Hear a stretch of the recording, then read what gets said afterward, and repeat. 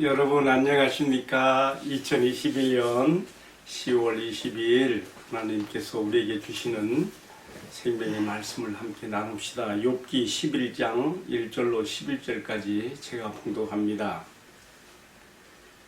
나아마 사람 소발이 대답하여 이르되 말이 많으니 어찌 대답이 없으랴.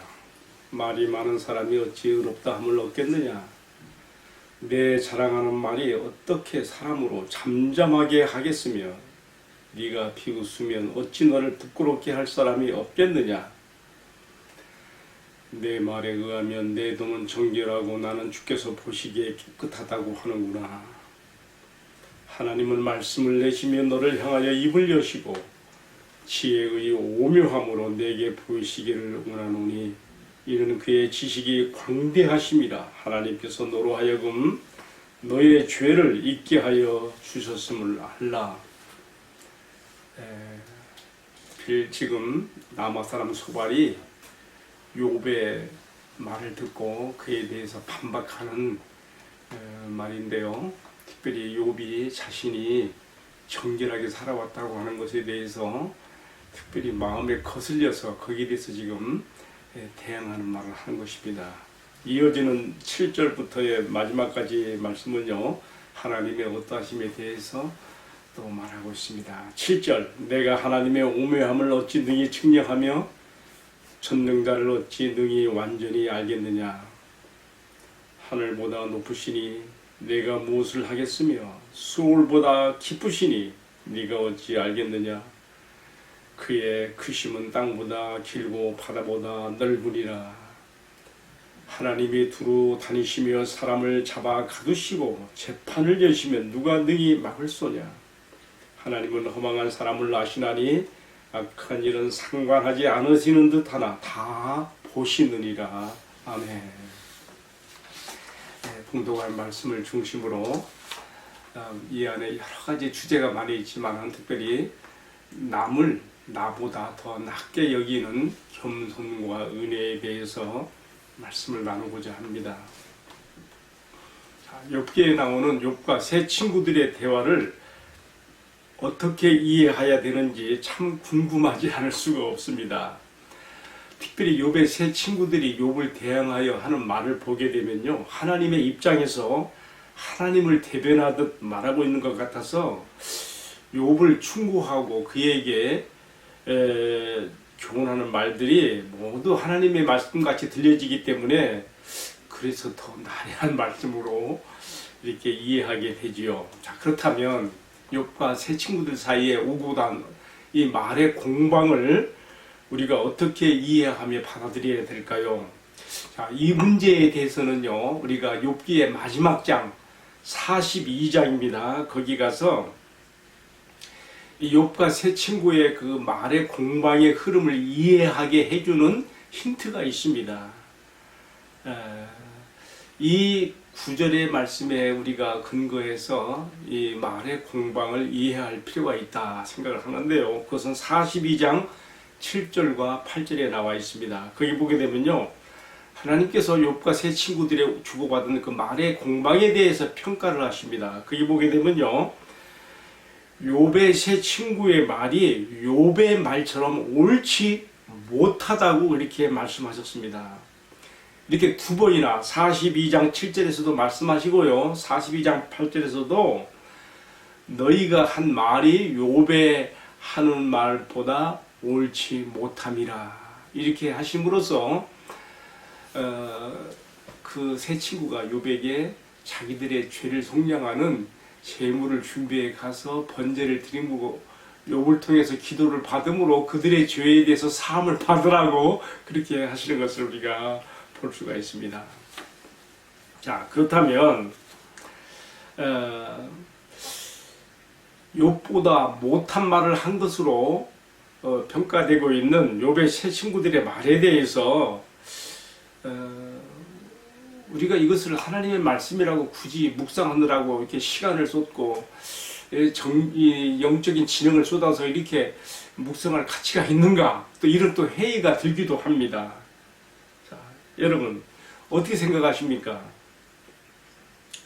자, 그러나 저는 여기서 중요한 것은요, 욥의 세 친구들의 이야기가 욥의 말처럼 옳지 못한 것이라고 하여도 결국은 욥과 세 친구의 오간 그 말들이 전체적으로 하나로 융합되어서 결국은 하나님의 말씀인 이 성경에 들어가 있다는 점에서 우리가 이 말씀들을 하나님의 말씀으로 받아들이게 되는 것입니다. 단지 욥의 세 친구가 욥이 처해 있는 그 고통의 그 상황 뭡니까?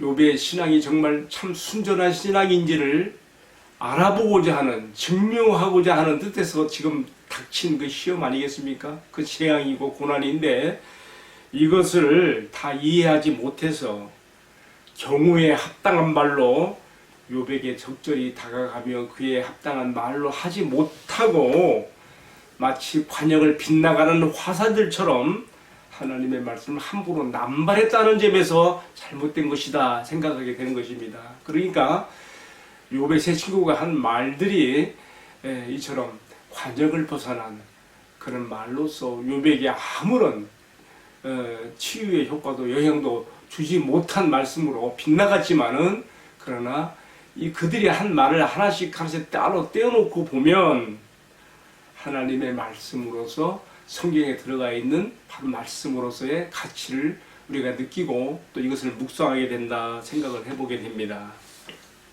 자, 이러한 욥기의 말씀을 묵상하게 되는 대전제하에서 오늘 주신 말씀 소발의 입을 통하여 전달되는 오늘의 본문의 말씀을 한번 생각해 보면서 저는 크게 두 가지로 나눠서 생각합니다. 첫 번째는 하나님은 어떤 분이신가? 또 한 가지는 이 말씀을 통해 오늘 나에게 또 우리에게 주시는 교훈은 무엇인가 생각해 보는 것입니다. 자, 그러면 먼저 저는 이 글의 흐름을 제가 거꾸로 돌려서 7장, 11장 7절부터 11절까지 나오는 말씀을 중심으로 하나님은 어떤 분이신지를 먼저 생각해 보려고 합니다. 자, 여러분 우리 한번 11장 7절로 11절 한번 다시 한번 보겠습니다. 거기에 이렇게 써 있습니다. 내가 하나님의 오묘함을 어찌 능히 측량하며 전능자를 어찌 능히 완전히 알겠느냐. 하늘보다 높으시니 네가 무엇을 하겠으며 서울보다 깊으시니 네가 어찌 알겠느냐. 그의 크심은 땅보다 길고 바다보다 넓으니라. 지금 뭘 말하고 있습니까? 지금 소발이 하나님에 대해서 자기가 아는 하나님의 지식을 지금 전하고 있는데 어떻게 말하고 있습니까? 그의 크고 광대하심에 대해서 말하고 있죠. 7절에 하나님의 오묘하심을 누가 측량하며 누가 그 전능자의 완전하심을 누가 온전히 알 수 있겠느냐 이렇게 말하면서 무소부재하신 하나님, 크고 광대하신 하나님에 대해서 강조하고 있습니다. 8절에는요 하나님의 크고 광대하심을 하늘보다 높으시니 네가 무엇을 하겠으며 수월, 음부를 말하죠. 수월보다 깊으시니 네가 어찌 알겠느냐. 여러분 하나님의 크고 광대하심을 우리가 다 상상할 수 없지요. 그가 만들어 놓으신 이 우주, 별들의 세계만을 바라본다 해도 우리가 그가 얼마나 그 광대하신 분인지를 우리가 가히 측량할 수가 없습니다. 또 9절에 그의 크심은 땅보다 길고 바다보다 넓으니라 이렇게 하는 다 비유적인 표현들이죠. 인간의 이성의 한계로서는 이 하나님의 크고 광대하심을 다 알 수가 없다는 것이죠. 네. 자, 여러분 여기서 우리가 무엇을 교훈받게 되고 또 하나님이 어떤 분이라고 우리가 계시를 받게 됩니까? 지금 소발은 이 하나님의 크고 강대하심과 그러므로 그가 이 세상 어느 곳이든지 무소부재하신다는 것을 드러냄으로써 그의 눈빛 앞에서 어느 누구 하나 어떤 은밀한 일 하나 숨겨질 것이 없다는 것을 밝히고 있는 것입니다. 바로 그 점이 10절과 11절에 나와 있지요. 10절에 그러잖아요. 하나님이 두루 다니시며 사람을 잡아 가두시고 재판을 내시면 누가 능히 막을 수 있느냐. 하나님은 허망한 사람, 여기서 허망한 사람은 어리석은 사람이에요. 어리석은 사람들 다 아시나니 악한 일은 상관하지 않으시는 듯 하지만 다 보고 계시느니라 그랬어요. 자, 하나님의 눈길이 미치지 아니하는 곳이 없을 만큼 하나님은 크고 광대하시며 무소부재하신 하나님이라 그 말씀이지요. 마치 뭐와 같은 것입니까? 사람이 개미들의 세계를 들여다볼 때 개미들은 그 조그마한 부분이 자기의 전 우주가 영역이에요. 그러나 사람이 바라볼 때는요, 손바닥 안에 놓고 보는 것처럼 다 보이지 않습니까? 하나님께서 이 세상에 수많은 그 사람들 그리고 감춰진 일들 하나님 앞에서 아무것도 감춰질 것이 없습니다. 마치 사람이 개미들의 세계를 들여다보는 것처럼 모든 일들을 손바닥 위에 올려놓고 보시는 것처럼 세세히 다 아시고 다 아시지만은 여기 뭐라 했어요? 악한 자들의 일들을 상관하지 않는 것처럼 보이지만은 그러나 하나님은 다 보고 계신다는 것이죠. 결국은 뭡니까? 전도서 마지막 12장의 결론이 뭐로 나오는가 하면요. 이 모든 일의 결국을 다 들었으니 하나님을 경외하고 그를 섬기라. 하나님은 모든 은밀한 일들을 선악간에 심판하시는 분이시라 이렇게 말씀하고 있습니다. 하나님은 다 아시는 거예요. 보고 계시는 거예요. 그러므로 우리가 이 하나님 앞에서 어떤 자세를 가지고 살아야 되겠습니까? 오늘의 말씀에 우리가 근거하여 가지는 적용은요.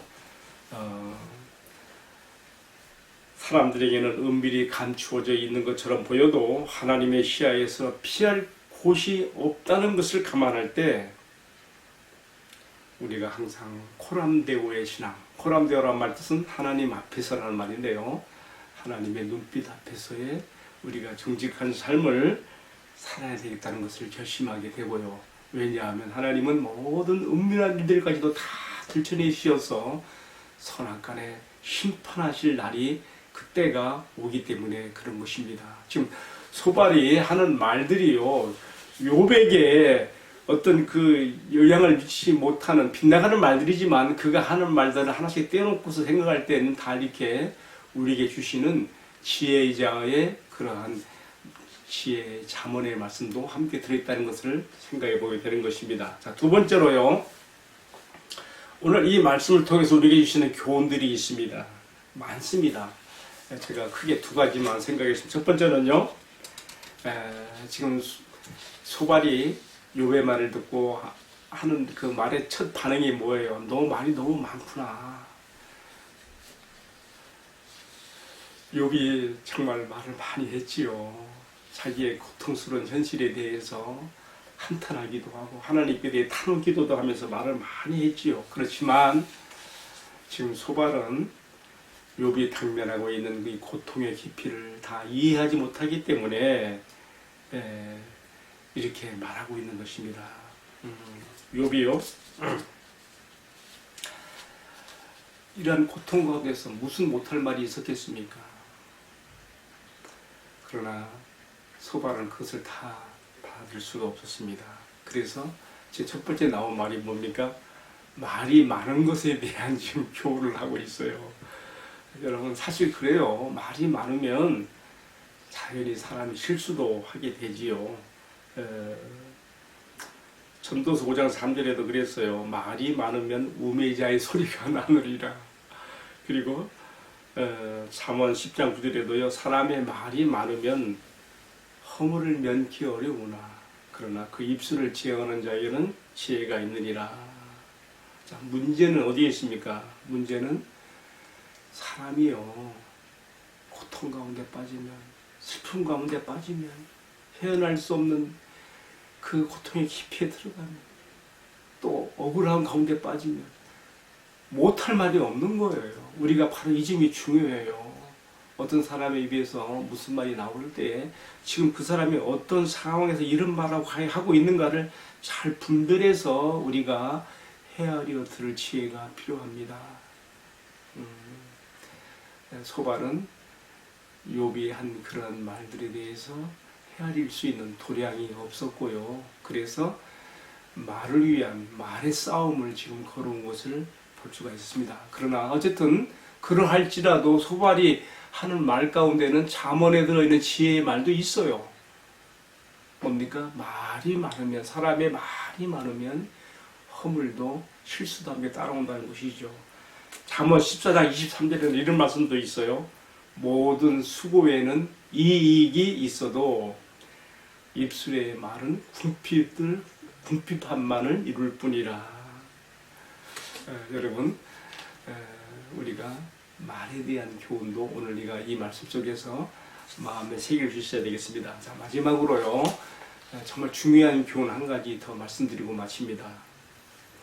그것은 오늘 제목으로 내가 내걸었던 말인데요. 다른 사람을 나보다 더 낮게 여기는 그런 겸손과 은혜가 우리에게 필요합니다. 지금요, 소발이요, 욥에게 화를 내면서 그의 말에 공격을 시작한 것을 보게 되면요, 다른 데 있지 않아요. 욥이 말이 많았던 것, 그런 것도 하나의 다 핑계예요. 진짜 이유는 어디 있었을까요? 오늘 말씀에 11장 4절에서 볼 수 있어요. 네 말에 의하면 너의 돈은 정결하고 나는 주께서 보시기에 깨끗하다고 말하는구나. 바로 이 점이에요. 네가 지금 너의 모든 행실은 정결하고 지금까지 깨끗하게 살아왔다고 그렇게 말하고 있는데 그 말이 소발에게 확 분을 일으킨 거예요. 비교의식을 갖게 되거든요. 그래? 네가 그렇게 깨끗해?